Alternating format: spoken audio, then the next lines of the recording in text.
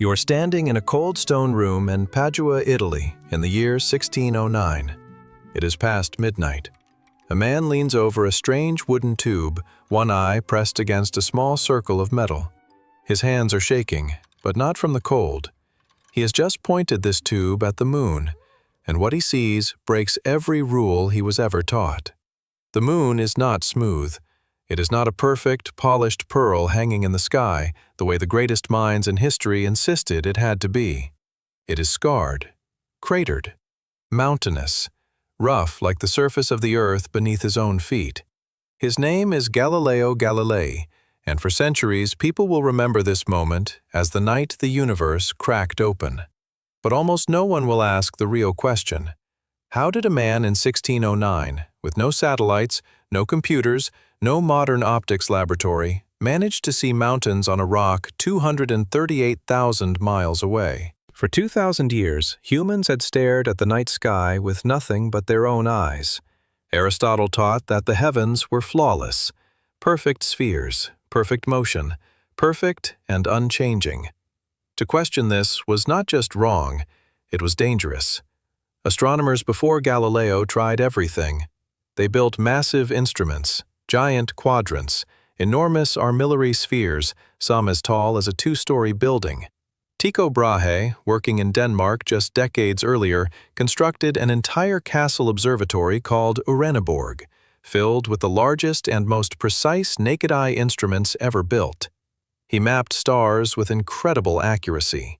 But even Tycho, with all his wealth, all his genius, all his enormous bronze devices, never saw a single moon of Jupiter, never saw a crater, never saw a ring around Saturn. His eyes, no matter how carefully trained, hit a wall that no amount of ambition could break. The problem was not intelligence. It was not funding. It was not even mathematics, though the math of the era was already extraordinarily advanced. The problem was something far more basic, something almost embarrassing in its simplicity. The human eye alone was never built to see that far. In the early 1600s, rumors began spreading across Europe from the Netherlands. Dutch spectacle makers, craftsmen who spent their days grinding small circles for eyeglasses, had apparently built a device that made distant objects appear closer. Sailors talked about seeing ships on the horizon long before anyone else could spot them. Soldiers whispered about spotting enemy movements from impossible distances. Galileo heard these rumors in 1609. He did not have blueprints. He did not have a manual. He had a rough idea and an obsessive, restless mind that refused to let a mystery sit unsolved. He began experimenting in his workshop. He tried different shapes, different distances between two mounted pieces. He tested, failed, adjusted, and tested again.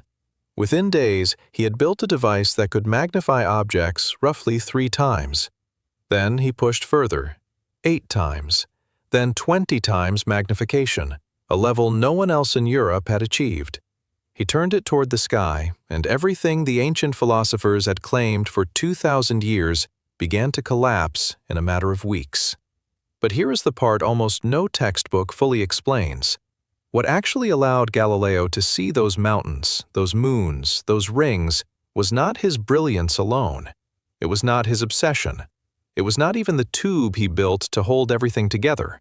It was 2 small, curved, nearly invisible pieces of ground glass. For centuries, humanity had been staring upward, convinced the answers about the universe existed only in the stars themselves. But the true breakthrough was never in the sky. It was sitting quietly on Earth the entire time, inside sand, inside ash, inside a material so common that almost no one considered it worthy of history. Glass. Glass is not naturally occurring in the smooth, clear form we recognize today. It comes from heating silica, typically ordinary sand, to extreme temperatures, often above 3,000 degrees Fahrenheit, until it melts into a liquid and then cools into a solid that is neither fully crystal nor fully amorphous. It is, in a very real sense, frozen liquid. Ancient Egyptian and Mesopotamian craftsmen discovered glassmaking thousands of years earlier, but for most of history, glass remained cloudy, colored, or thick, used mainly for beads, small vessels, or decoration. It took centuries of refinement, particularly in Venice, on the island of Murano, for craftsmen to produce glass clear enough and precise enough to bend light in predictable, useful ways. By the late 1200s, Italian craftsmen had already used this refined glass to create the first eyeglasses, transforming the lives of anyone struggling to read in old age. But it was the combination of two lenses ground into specific curved shapes and placed at a precise distance apart that unlocked something entirely new. One lens gathered light, the other magnified the image formed by the first. Together, they extended human vision far beyond its natural limit. This is the moment history quietly shifted.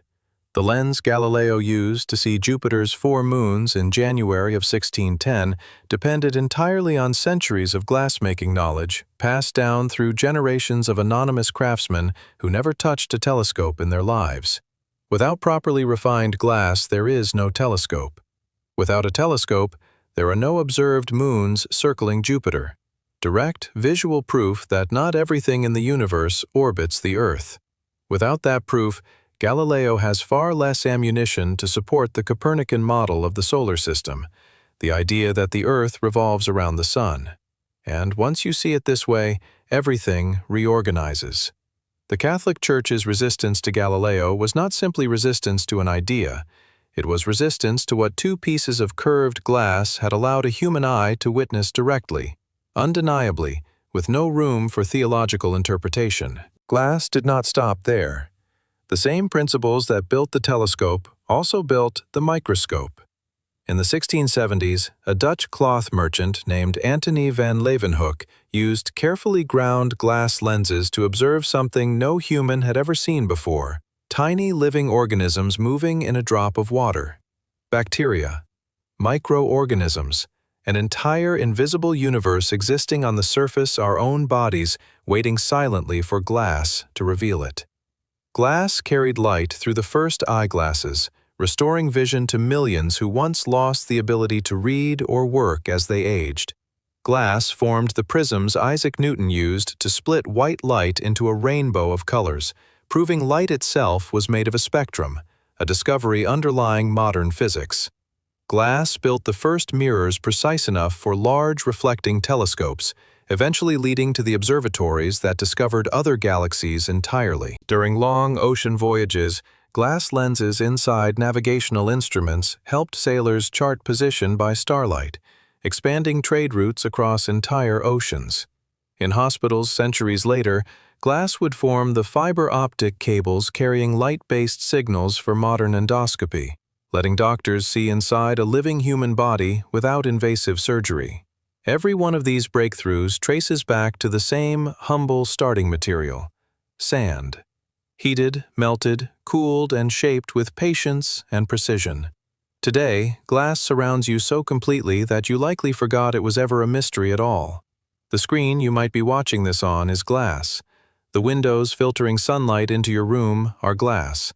If you wear corrective lenses, glass is resting directly on your eyes right now, quietly doing exactly what it did for Galileo 4 centuries ago, extending the natural limit of human sight. Every camera lens capturing your favorite memories, every fiber optic cable carrying the internet into your home, every window on every skyscraper in every major city, all of it descends from the same discovery Galileo depended on in that quiet room in Padua.